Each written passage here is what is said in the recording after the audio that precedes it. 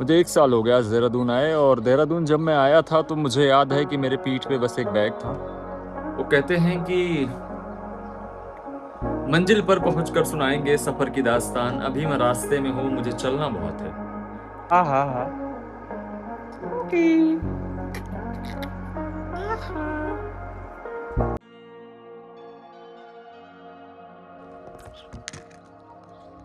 बड़े महलों की नींवों को भरने में थोड़ा सा समय तो लग जाता है। आज 11 अगस्त है, और अपना प्रदेश उत्तर प्रदेश छोड़ने के बाद देहरादून में मैं आज 1 साल पूरा कर चुका हूँ।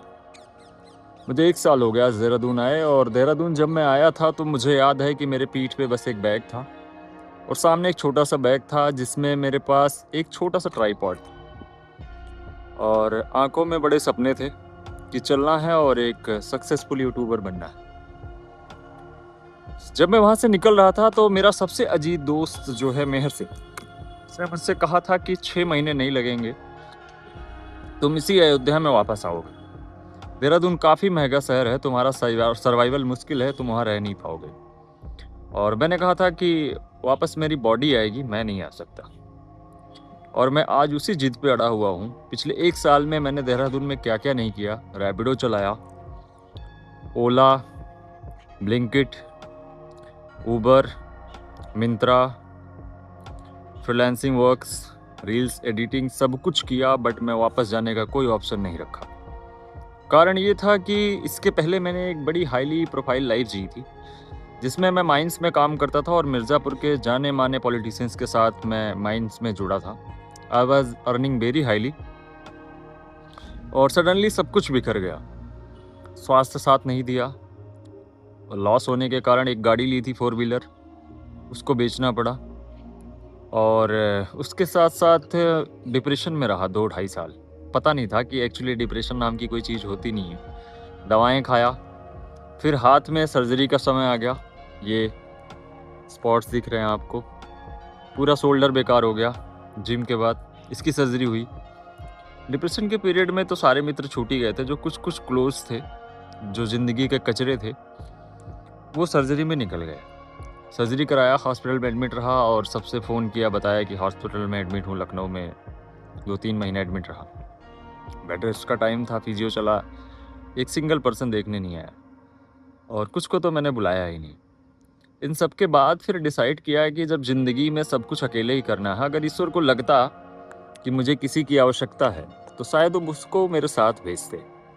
उन्हें लगा कि नहीं, ये अकेले सब कुछ कर सकता है, तो मुझे अकेले ही करने के लिए छोड़ दिया। इस चीज़ का पॉजिटिव और नेगेटिव दोनों पॉइंट होता है। मैंने पॉजिटिव देखा, और मैं एक ऐसे सफ़र पे निकल आया देहरादून, जहाँ मुझे कोई नहीं जानता था। पूरे शहर में एकमात्र शहर था जहाँ मैं कभी विजिट नहीं किया था, और मैं यहाँ बस 2 बैग्स लेके चला आया। 15 दिन तक एक दोस्त के यहाँ रहा। उसके बाद अपनी बाइक मंगाई और अपना खुद का रास्ता चुनना स्टार्ट कर दिया। बीच में वेद भैया मिले। वेद भैया सहारा बने, काफ़ी कुछ बूस्ट किया उन्होंने। उनकी इच्छा थी कि मैं उनके साथ जयपुर, जब उनका ट्रांसफ़र हुआ, मैं जयपुर जाऊँ और उन्हीं के साथ रहूँ। मैंने मना कर दिया। मैंने कहा नहीं भैया, यहाँ देहरादून में अकेले चलने आया हूँ, मैं यहीं चलूँगा। शायद आज मैं वेद भैया के साथ होता तो 50,000 की नौकरी कर रहा होता महीने की, और लाइफ अच्छी तरीके से जी रहा होता। बट मैंने ओला ऊबर चूज़ किया। कारण ये था कि ये सफ़र सोच के मैं निकला था कि देहरादून में अकेले तय करूँगा, और आज मुझे देहरादून आए 1 साल हो चुके हैं। ना मैं यहाँ से अयोध्या वापस गया, ना मेरे सपने टूटे, ना मेरा मनोबल कमज़ोर हुआ, ना मैं कमज़ोर हुआ। इधर भी बहुत सारी रुकावटें आईं, बहुत सारी समस्याएं आईं, बट एक अच्छा बेटा, एक अच्छा भाई, एक अच्छा सब कुछ अपने आप को एक अच्छी नज़रिए में रखते हुए मैंने अपने किरदार को बाखूबी निभाने की भरपूर कोशिश की, और ईश्वर की कृपा इतनी ज़्यादा रही। ये क्या होता है ना, प्रकृति एक चीज़ सोचती है आपसे। आप जब उससे कुछ मांग रहे होते हो, प्रकृति आपकी पिता है। अपने पिता से आप कोई छोटी मोटी चीज़ मांगेंगे, वो क्विकली आपको दे देगा। बट आप किसी बड़े चीज़ की डिमांड करेंगे जो उसके रेंज में नहीं है, या फिर आप उसको डिज़र्व नहीं करते हैं। लाइक एक 8 साल का बच्चा एक BMW कार मांग रहा है अपने पिता से, तो बाप भी सोचेगा देने में कि यार दूँ कि ना दूँ, दूँ कि ना दूँ, चला पाएगा कि नहीं चला पाएगा, अभी छोटा है। तो आप जब तक उस काबिल नहीं बनते हो जो आपको चाहिए, तब तक प्रकृति आपको देती नहीं है। और जब आप इस चीज़ की डिमांड कर रहे होते हो, तो प्रकृति आपसे बीच बीच में कह रही होती है कि क्या तुम ये डिजर्व करते हो? क्या तुम इसके लायक हो? फिर भी आप नहीं मानते हैं, आप आगे जाते हैं, आगे जाते हैं। तब वो समझ जाती है कि इसको यही चाहिए और आपके पास ढेरों मुसीबतें, ढेरों ऑफर, ढेरों परेशानियाँ देके आपको उसको पाने के काबिल बनाती है। और ये सारी जो प्रॉब्लम्स आती हैं, जो बुद्धिमान व्यक्ति होता है, जिसके अंदर बुद्धि होती है, वो समझता है कि मैं एक परीक्षा से गुज़र रहा हूँ। और जो नकारात्मकता से भरा होता है, उसको लगता है कि ईश्वर उसके जीवन में बहुत सारी परेशानियाँ दे रहा है और वो ईश्वर को गाली देना शुरू कर देता है। हालाँकि जो अब तक की मेरी 1 साल की उपलब्धियाँ रही हैं, आज 1 साल के इस प्रोग्रेस पे मैं वीडियो बना रहा हूँ, वो मैं आपको दिखाता हूँ, कुछ-कुछ दिखा रहा हूँ। बाकी बहुत सारा सामान मेरा भर के रखा हुआ, एक छोटा बैग लेके मैं आया था और मेरे कमरे में आज इतना सामान है। पीछे किचन मैंने ले लिया, सामान ले लिया, सब कुछ खाने-पीने की सारी व्यवस्थाएँ हो गई। एक पीसी ले चुका हूँ और उसके अलावा एक नीचे जो बैग भर के रखा है इसमें पूरा सामान रखा है सब वीडियो क्रिएशन का। एक सॉफ्ट बॉक्स भी मेरे पास है, कपड़े ठीक-ठाक हो चुके हैं, शूज़ का कलेक्शन दिखाता हूँ। एक सिंगल जूता लेके आया था मैं, वो लेदर वाला, इतने जूते हो गए हैं। एक जूता यहाँ रखा है और ये है मेरे कंटेंट क्रिएशन के लिए खरीदी गई मेरी चीज़ें। आप देखो, ये ट्राइपॉड्स हैं, 3-3 4-4 लेंसेज़ हैं, डीएसएलआर कैमरा है, लैपी है, आईफ़ोन है, एक एंड्रॉयड है, एक आईफ़ोन से मैं वीडियो बना रहा हूँ, गोप्रो है, रिंग लाइट है, माइक है, इसमें बहुत सारे सामान रखे हुए हैं। ये माइक्स वगैरह हैं, ट्राइपॉड्स हैं, पीसी है, बुक्स हैं ढेर सारी और कम से कम 5 से 4 से 5 का चश्मों का कलेक्शन हो चुका है। और बुक्स और बाकी बहुत सारी चीज़ें ऊपर भर के रखी हुई हैं। इन सारे बॉक्सेस में कंटेंट क्रिएशन से रिलेटेड चीज़ें हैं। मैं आपको एक लुक दिखा देता हूँ। जैसे अभी मैं इसको निकालूँगा तो इसमें ये इतना सारा सामान रखा है। ये सब कंटेंट क्रिएशन का है। मैं कहता हूँ कि मैंने अपनी लाइफ में कोई प्रोग्रेस नहीं किया, कोई तरक्की नहीं की, बट मैंने ये तो कर लिया कि मैं अपने कंटेंट से रिलेटेड जो मेरी चीज़ें हैं, उनको मैंने निखार लिया, उनको मैंने बना लिया। सो मुझे अपनी ज़िंदगी से कोई शिकायत नहीं है। अगर ईश्वर ने मेरे एक जो किसी को नहीं जानता इस शहर में, उस व्यक्ति की इतनी मदद की, तो आगे भी वही करेगा। और ये मेरे 1 साल की जर्नी रही।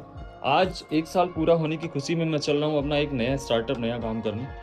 फ्रीलांस के कुछ वर्क्स हैं, मैं अभी रिलीज़ नहीं करूँगा, जिनमें मेरे टाइम की कोई पाबंदी नहीं है, मुझे बस काम करना है और अपने काम के साथ-साथ उस काम को मैं बड़े ईज़िली कर सकता हूँ। अगर मैं जॉब करने की प्रेफ़रेंस रखता तो आज शायद 50,000 रुपए की नौकरी में सीधे हेल्प नहीं कर रहा होता। हालाँकि सब खाना-पीना सेट है, सारा सब व्यवस्था रखी हुई है। आज बनाया नहीं खाना, शिवरात्रि है। सोच रहा हूँ थोड़े दिन, आधा दिन का तो कम से कम व्रत रख ही लूँ।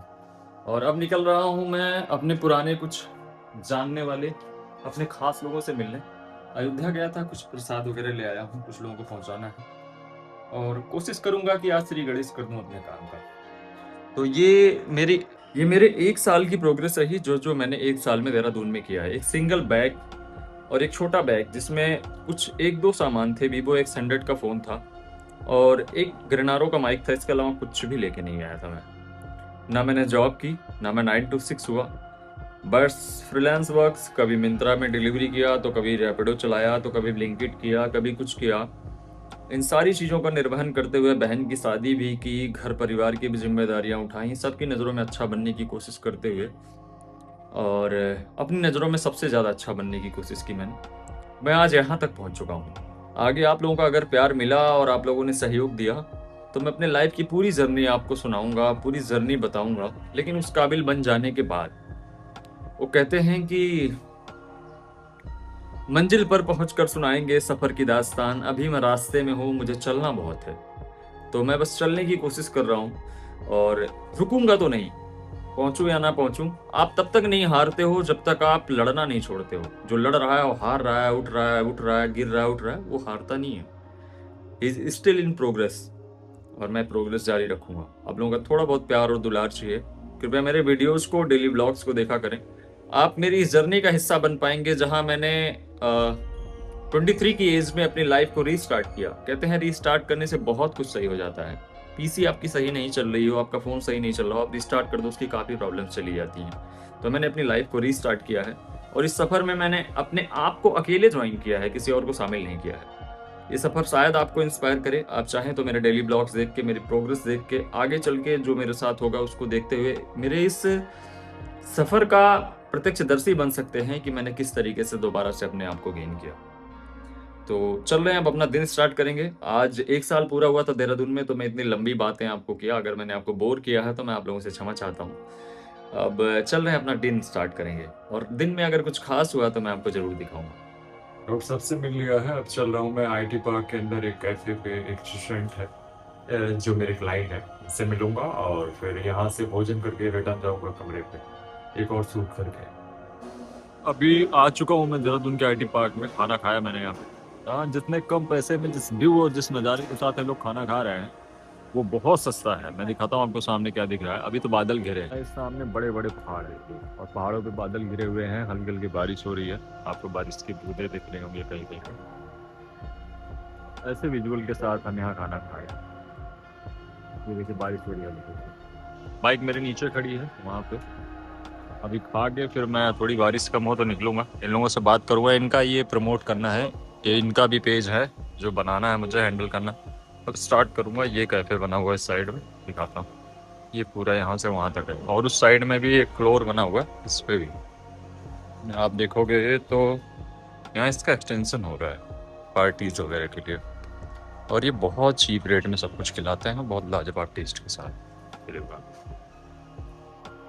आइस लग रही है बड़ी। हाँ, आजा ले, आजा ले, फोन खा ले, ले। हाँ हाँ हाँ हाँ, ओके। शेक हैंड, आजा, आजा, शेक हैंड करो, आजा, ओके। हाँ,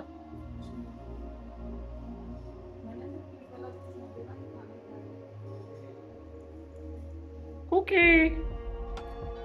शेक हैंड करो। हाँ, छींक आ रही तुमको? हाँ हाँ हाँ हाँ। हर्षित मारा है? आजा, आजा, आजा, बिठा लो, आजा। हर्षित मारा है? हाँ, कुकी मारा है क्या तुमको? हाँ,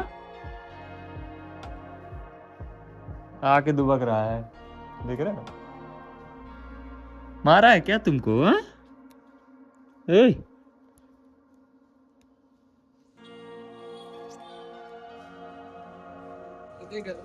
1 साल कंप्लीट हुए आज देहरादून में और इस खुशी में हम मोटी फूटी आए थे।